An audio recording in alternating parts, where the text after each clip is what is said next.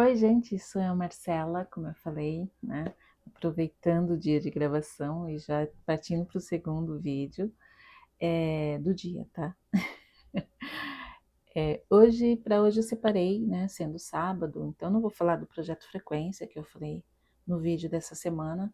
Eu vou falar hoje, eu falarei, melhor dizendo, sobre alguns termos que a gente usa no mundo da escrita que quando eu comecei a escrever, eu assustei assim, né? Falei, nossa, existe uma palavrinha para cada coisa? E eu acho bacana compartilhar com vocês. Vamos lá?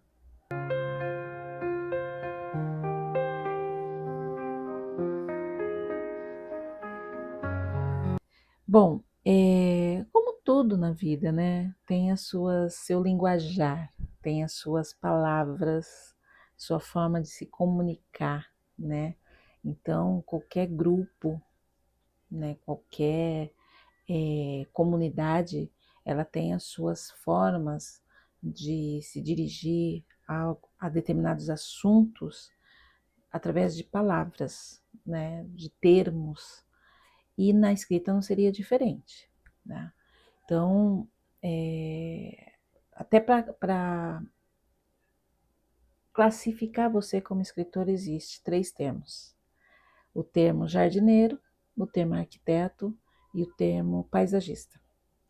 Então, vou explicar para vocês agora. E depois eu quero ver se vou dar um tempinho para vocês verem em qual eu me encaixo. Tá?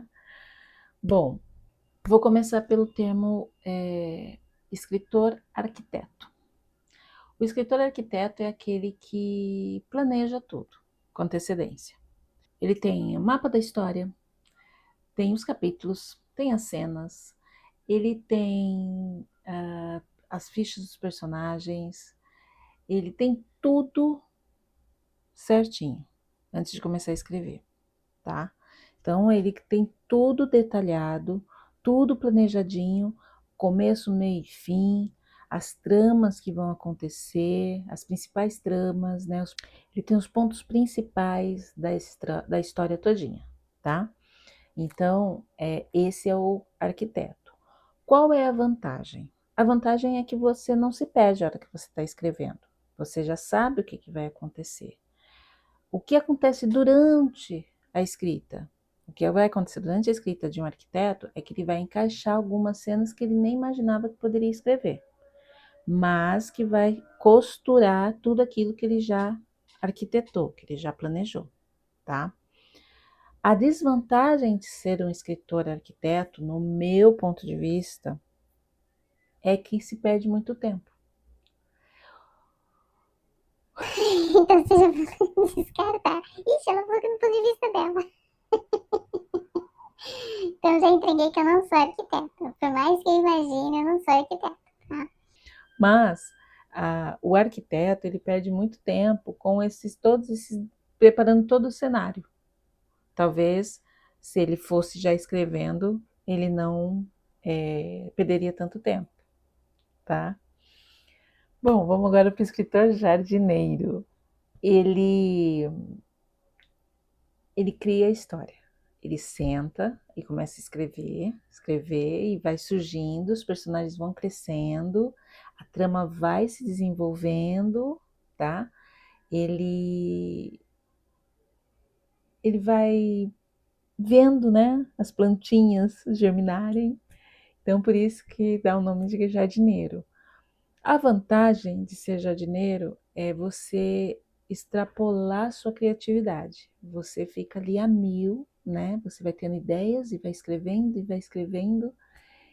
É bacana. Eu gosto desse estilo. Não é o meu, mas eu gosto desse estilo. Já descarta aí, hein? É um estilo livre, né? Costumo falar assim que é um estilo livre. Você tem, vou escrever o livro, você pode até começar a imaginar. Um casal que se encontra nas férias na praia, em Maresias. Aí você começa, vai lá, senta e começa a escrever. E vai embora. E conforme vai vindo a trama, vai vindo, né, o plot twist, outro termo que eu já vou explicar. E vai vindo, vai vindo, vai vindo.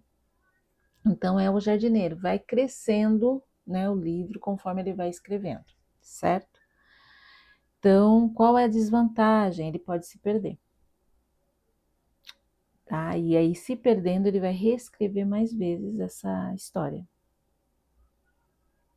Então, o jardineiro é bacana porque ele vai vivendo a criatividade dele ali no momento. Só que contrapartida, se ele não tiver as coisinhas muito bem detalhadas, ele pode se perder e reescrever várias vezes aquele capítulo, aquele momento, né? Ou toda. Depois que terminar, vai ter que reescrever tudo, porque ele se perdeu em algum momento ali, não deu gancho para os próximos acontecimentos, e aí vira, né? Aí você vai perder tempo, né? O escritor jardineiro vai perder tempo também nesse processo aí de finalização da obra, certo? E por fim, nós vamos falar sobre o escritor paisagista. O escritor paisagista sou eu. Não dei tempo, não dei tempo para vocês descobrirem. Mas o escritor paisagista é um pouco de cada. Ele tem é como eu falei para vocês, eu tenho começo, meio e fim, certo? E conforme eu vou escrevendo, eu vou entrelaçando com alguns acontecimentos que surgiram na hora que eu estou escrevendo. Então, o que acontece? Eu tenho todo o cenário pronto, de forma bem rápida, sem esmiuçar muito. Eu tenho toda a história já pronta, que é a parte do arquiteto. Só que eu deixo fluir de forma criativa conforme eu vou escrevendo. Já é a parte do jardineiro. Então, a história ela vai se desenvolvendo, ela vai crescendo, os personagens vão crescendo conforme eu vou escrever. Eles não estão engessados como acontece no arquiteto, porque o arquiteto tem até a ficha dos personagens. Os personagens vão surgir, no meu caso, meus personagens eles surgem, suas características vão surgindo conforme eu vou escrevendo, tá? Então eu sou escritora paisagista. Ficou claro os três? Então, bora para os próximos termos. Bom, quando eu falo ambientação, né? A ambientação do local, a ambientação da história, a ambientação, na verdade, é o world building, que vem a ser o mundo, o universo em que a história está acontecendo. Então, como, por exemplo, no projeto Frequência, nós temos, eu já falei para vocês que ele é músico, falei para você que ela faz a faculdade de Direito, né? Ela é estudante de Direito, eu falei que vai acontecer numa determinada época, num determinado ano. Que mais que eu já falei para vocês? Eu falei a característica deles, no sentido de são pessoas melancólicas, pessoas solitárias, que vivem sua solitude. Então, isso é o world building. Eu estou criando o universo que envolve aquela história. Então, a gente tem um exemplo de world building que virou série, né? Uma das séries mais aclamadas aí dos últimos anos, se não da década, né? Que é Game of Thrones. Então, o R. Martin, ele criou um universo, né? Um mundo, inclusive ele criou também um idioma, né? Uma língua que é o Dothraki, se não me engano, e o Alto Valariano. Acho que é isso. Se tiver errado, eu escrevo aqui embaixo, senão é isso mesmo. Ele criou, né, dentro do world building, né, do mundo, ele criou esses dois idiomas, essas duas línguas, né, e então isso faz parte do world building, quando você cria toda uma estrutura envolvendo a sua história. Então, o world building nada mais é do que o universo criado pelo escritor para ele narrar a sua história, tá? A história que ele está criando. Se tem um idioma diferente, se tem regras diferentes, regras de convívio, de vivência, sobrevivência. Então, tudo que envolve aquele universo onde está acontecendo a história se a gente chama de word building, né? Então, se de repente você vê escritores conversando ou algum escritor perguntar, né? Falar, e aí, qual dos meus romances foi, qual word building que vocês mais gostaram, né? Então, é o universo que ela criou, que esse escritor criou, que você vai ter que responder qual deles você gostou, certo? Próximo tema. Arco do personagem. Alguns termos a gente até usa no mundo da literatura. Quem tem o hábito de ler, né, já consegue sacar isso, né? Não é necessariamente voltado no mundo do escritor, é no mundo da literatura. Então, o arco do personagem nada mais é que a virada de chave do personagem. Então, é a evolução dele, como ele começou no livro e como ele está indo para o final do livro. Se houve alguma mudança nele. Então, qual foi o arco do personagem? Foi naquele momento em que ele reconheceu que amava e que não vivia sem ela, e que ele passou a mudar o estilo de vida dele por causa dela. Alguma coisa nesse sentido, tá? Meio clichê, mas alguma coisa assim, que você perceba que o personagem mudou no decorrer da história. Então, esse é o arco do personagem. Quando alguém chegar para você e perguntar qual foi o arco qual personagem teve um arco assim que você falou, nossa, é isso aí. É o momento de mudança dele, né? Que você vai ter que falar para a pessoa, ou escrevendo, você vai ter que criar um arco do personagem. Ele vai ter que ter uma mudança no comportamento dele, que a gente vai ser nítido, tá? No projeto Frequência, ela tem, ela tem arcos que vocês vão falar, uau, né? Ela começa de um jeito a história e depois ela passa, né? Quando ela conhece esse cara, ela vai ter uma transformação que vocês vão perceber nitidamente, e é nítido a mudança, mas o que eu gosto nos livros e também em filmes, séries, é quando você está acompanhando o personagem, você vê esse arco, você passa pelo arco, mas você nem percebe. Você vai perceber no final. Você fala, nossa, olha, ele começou assim. Aí que a gente, quando vê filmes, séries, a gente para e fala, pô, meu, que mudança do cara, do ator. Você vê, ele começou desse jeito e terminou. E na verdade é o personagem, né? O personagem começou desse jeito e terminou daquele jeito. A virada de chave do personagem é o arco dele, certo? Próximo. Furo de roteiro. Esse furo de roteiro, eu fazendo minhas pesquisas aqui, eu achei até engraçado, porque isso aconteceu no próprio Game of Thrones, né? Em que o personagem, que agora me fugiu, o Snow morre, e a gente fica ali sofrendo, porque o cara morreu, né? E é o principal da história. A gente fica sofrendo, e aí, do nada, ele aparece na temporada seguinte, vivendo a Silva. Não foi, assim, na época, quem assistiu, acompanhou, tô dando spoiler, né? Mas, enfim, quem acompanhou pode até comentar aí. Na época, a gente já pensou mesmo que fosse um furo. Falou, não é possível que o cara vai trazer a ressuscitação desse bicho aí. Não, não, o cara não vai me aparecer na próxima temporada. Não tem cabimento. Ele morreu, né? E no final ele aparece, né? Na temporada seguinte, a gente vibrou, lógico, que era o mocinho da história, né? O herói. E a gente vibrou, gostou tudo, engoliu a explicação, mas há quem diga que na época ele realmente não iria voltar mais, né? Parece que até o ator confessou isso numa entrevista, que ele não ia voltar. Mas o sucesso do personagem foi tão grande que eles acabaram tendo que trazer o personagem de volta. Então seria furo de roteiro? É isso aí.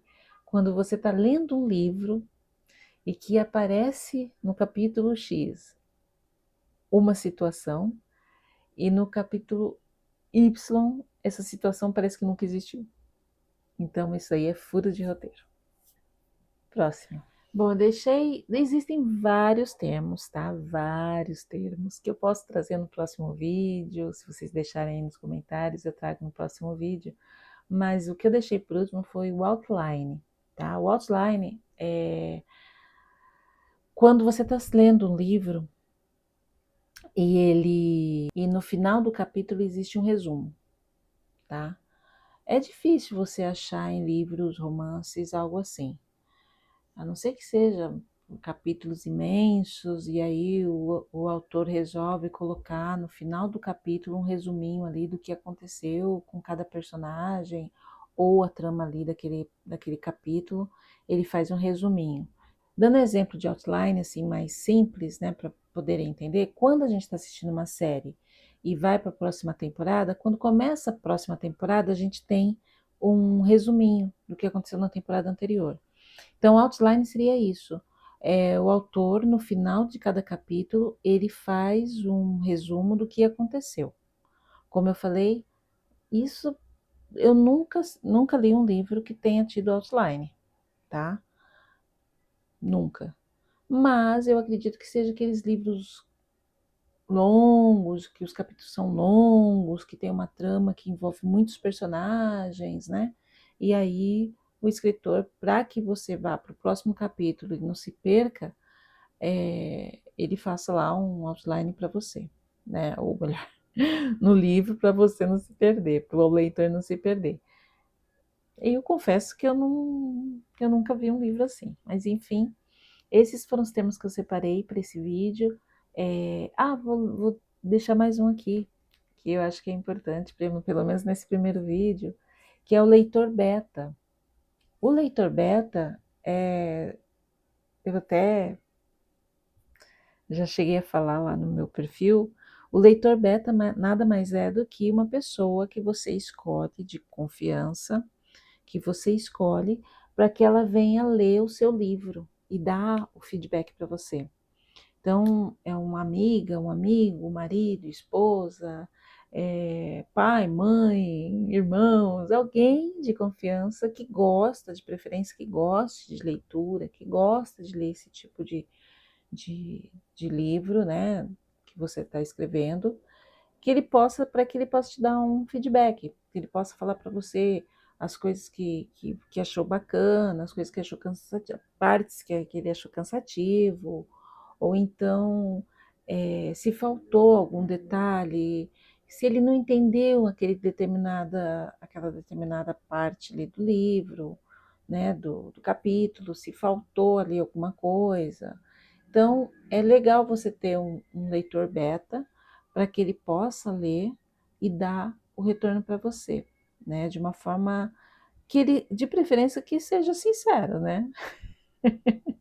De repente, você chama uma pessoa, você entrega o seu livro para uma pessoa ler e ela fica sem graça de falar a real para ti. Aí, esquece, porque não teve valia. Então, é legal você perguntar, né, para a pessoa que vai ler, se ela está disposta a falar, mandar real para você sem constrangimento nenhum.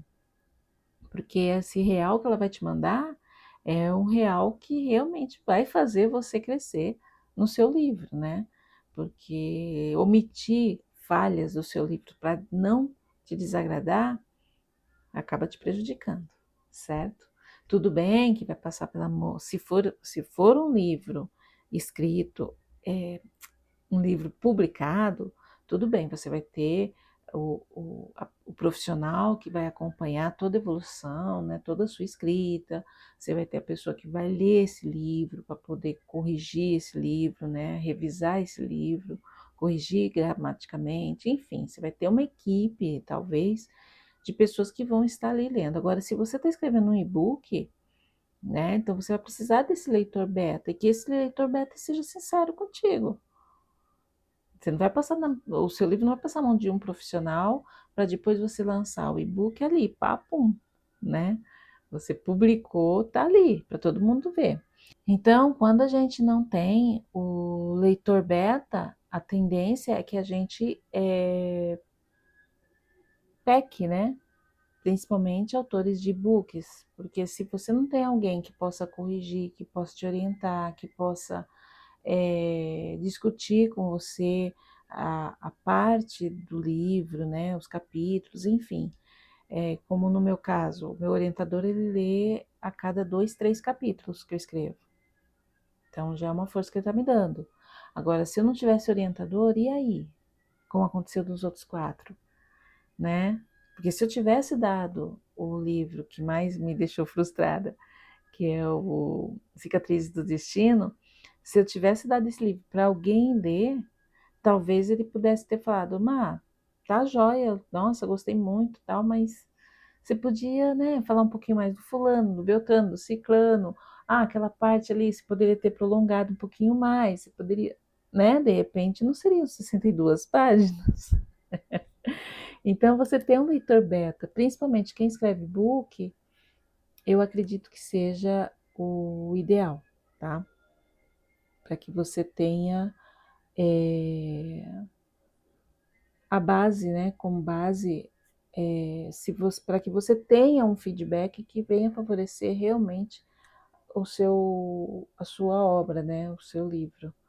E aí te dá uns toques que talvez você, como escritor, não está vendo, como escritora, não está vendo, que está faltando algumas coisinhas. Então, tem aí um leitor beta que vai te ajudar bastante. É isso, fico por aqui, espero que tenha gostado. Não esqueça de se inscrever, de ativar o sininho, de compartilhar, de deixar comentários, né, de curtir o vídeo. Se aparecer a opção ripar, ripem o vídeo, por favor. E indicar para quem vídeo, para quem está começando a escrever, ou para quem gosta de escrever e pretende ser uma escritora, né? De repente, algumas dicas que eu dou vai ser bacana para essa pessoa, tá? Então eu fico por aqui, beijo, Aquitas mil, tchau!